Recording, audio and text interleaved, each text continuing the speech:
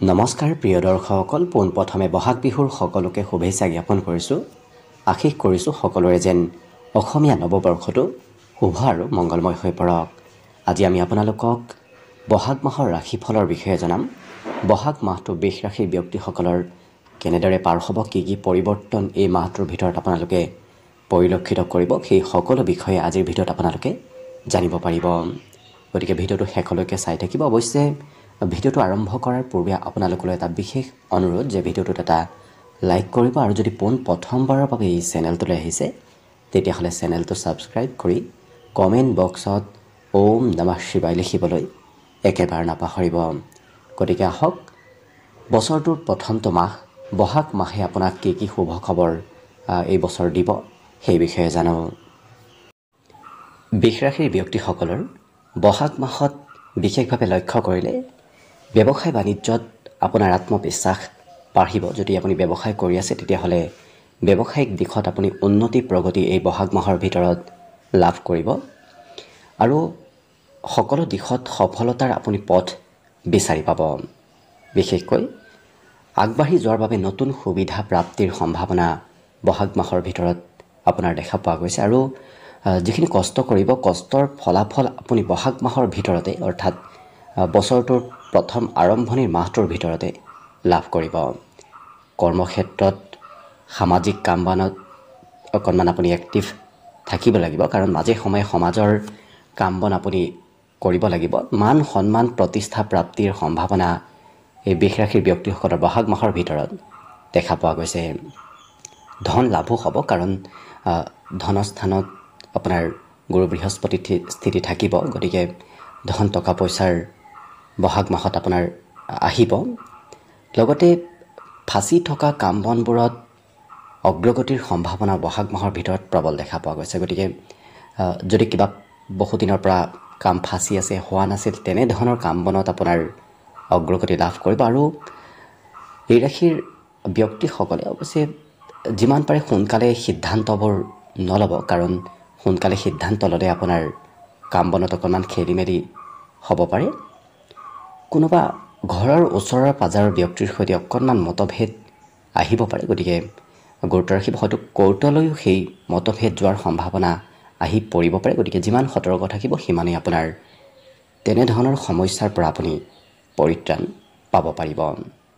আৰু বিশেষকৈ ব্যৱসায় এক নতুন ৰূপ লোৱা দেখা যাব আৰু কৰ্মক্ষেত্ৰত আপোনাৰ প্ৰতিদ্বন্দ্বীবোৰেও আপোনাক সমৰ্থন কৰিব। গতিকে যদি কৰ্মক্ষেত্ৰত আপোনাৰ কোনোবা প্ৰতিদ্বন্দ্বী আছে, সেই প্ৰতিদ্বন্দ্বীবোৰেও আপোনাক কৰ্মত বিভিন্ন প্ৰকাৰৰ ছাপোৰ্ট কৰিব।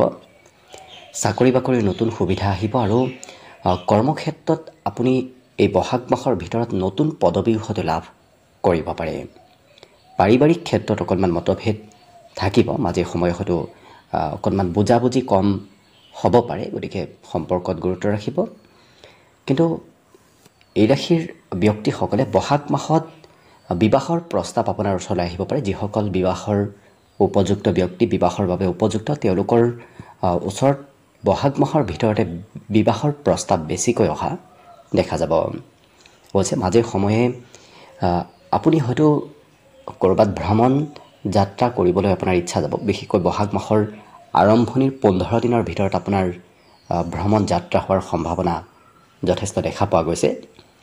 প্ৰেম সম্পৰ্কত ইজনে সিজনক সময় দিব বিচৰাও দেখা যাব বহাগ মাহত। গতিকে বহাগ মাহটো আপোনাৰ প্ৰেম সম্পৰ্কৰ বাবেও শুভ হৈ পৰিব। কিন্তু বহাগ মাহৰ কিছু মাজে সময়ে অকণমান স্বাস্থ্যত দুৰ্বলতা অনুভৱ কৰিব পাৰে। হয়তো বেছি কাম যদি আপুনি কৰে, ভাগৰ সোনকালে অনুভৱ হ'ব পাৰে। গতিকে যিমান পাৰে নিজৰ স্বাস্থ্যৰ যত্ন ৰখাৰ চেষ্টা কৰিব। অৱশ্যে পুৰণা বেমাৰেও হয়তো অকণমান সূত্ৰপাত ল'ব পাৰে। গতিকে নিজৰ স্বাস্থ্যৰ আপুনি বিশেষ যত্ন ৰাখিলে বাকী এই বৃষ ৰাশিৰ ব্যক্তিসকলৰ বহাগ মাহত আপোনাৰ ধন টকা পইচাৰ ক্ষেত্ৰত কোনো চিন্তাৰ প্ৰয়োজন নাই। ক'ৰবাৰ পৰা নহয় ক'ৰবাৰ পৰা মেনেজ হ'ব। অৱশ্যে নতুন খবৰ কিবা লাভ কৰাৰ সম্ভাৱনাও বহাগ মাহৰ ভিতৰত দেখা পোৱা গৈছে। যিহেতু আপোনাৰ ৰাশিৰ পৰা দ্বাদশত ৰবি আৰু শুক্ৰৰ অৱস্থান হ'ব, যাৰ বাবে এই মাহত পিতৃৰ ক্ষেত্ৰত হয়তো খৰচ হ'ব পাৰে। যদি আপুনি বিবাহিত তেতিয়াহ'লে পত্নীৰ বাবেও খৰচ কৰিবলগীয়া হ'ব পাৰে। গতিকে মাজে সময়ে খৰচ অকণমান থাকিব। তথাপি গুৰু বৃহস্পতিৰ স্থিতি হওক বা বাকী অন্য গ্ৰহস্থিতিৰ ফালৰ পৰা লক্ষ্য কৰিলে বহাগ মাহটোৱে আপোনাক বিভিন্ন সুখবৰ দিয়া দেখা যাব। ইয়াৰ উপৰিও এই বহাগ মাহৰ ভিতৰত আপুনি যদি নতুন শিক্ষা ল'ম বুলি ভাবি আছে তেতিয়াহ'লে শিক্ষা দীক্ষাৰ ক্ষেত্ৰত নতুনত্ব অহাৰ সম্ভাৱনাও দেখা পোৱা গৈছে। আনে নজনা বিষয় অৰ্থাৎ গোপন বিষয় জনাৰ সুবিধা এই বহাগ মাহৰ ভিতৰত লাভ কৰিব।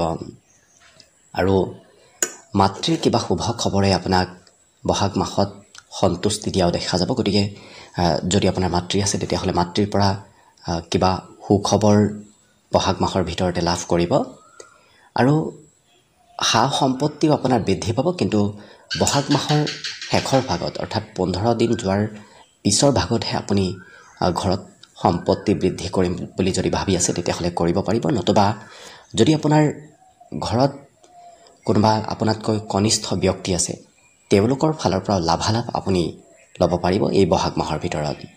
গতিকে লক্ষ্য কৰিলে সকলো দিশত শুভ। আপোনাৰ প্ৰভুত্ব বিস্তাৰ পাব। আপোনাৰ বিশেষকৈ ঘৰৰ পৰা বাহিৰত গ'লে আপোনাৰ মান সন্মান প্ৰতিষ্ঠা প্ৰাপ্তিৰ যোগ দেখা পোৱা গৈছে। ঘৰত থকাৰ বিপৰীতে আপুনি যদি ঘৰৰ পৰা ক'ৰবাত ওলাই যায়, ক'ৰবাত বাহিৰত ঘূৰা ফুৰা কৰে তেতিয়াহ'লে আপুনি দেখিব আপোনাৰ মান সন্মান প্ৰতিষ্ঠা নিশ্চয় লাভ কৰিব। আৰু চাকৰি বাকৰিৰ ক্ষেত্ৰতো ঠিক একে পৰিস্থিতি হ'ব। কাৰণ ঘৰৰ পৰা বাহিৰত কৰ্ম, বাহিৰত চাকৰিৰ যোগ সুবিধাবোৰ আপুনি লাভ কৰিব। গতিকে তেনে সুবিধা যদি আপোনাৰ সন্মুখত আহে তেতিয়াহ'লে আপুনি যিমান পাৰে সোনকালে লোৱাৰ চেষ্টা কৰক। কাৰণ চৰকাৰী ক্ষেত্ৰতো আপুনি কিবা ভাল সুবিধা বহাগ মাহৰ ভিতৰত লাভ কৰিব পাৰে।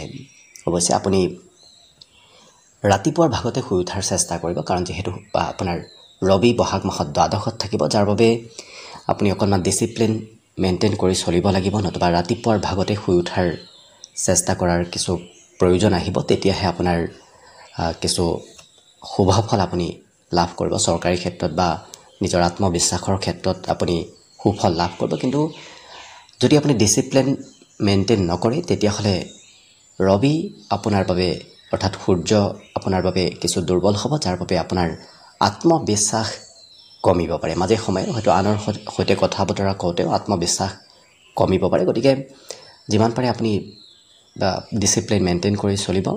ৰাতিপুৱাৰ ভাগত যদি আপুনি যিমান পাৰে স্নান কৰি উঠি সূৰ্য প্ৰণাম কৰাৰ চেষ্টা কৰক। দেখিব সকলো ধৰণৰ গ্ৰহৰ ইষ্টৰ ফালৰ পৰা আপুনি পৰিত্ৰাণ নিশ্চয় লাভ কৰিব। গতিকে আশা কৰিছোঁ আগন্তুক নৱবৰ্ষৰ আৰম্ভণি যেন আপোনালোকৰ শুভ আৰু মংগলময়ভাৱে হওক, তাৰেই কামনাৰে আজিৰ বাবে ভিডিঅ'টো ইমানতে সামৰণি মাৰিছোঁ।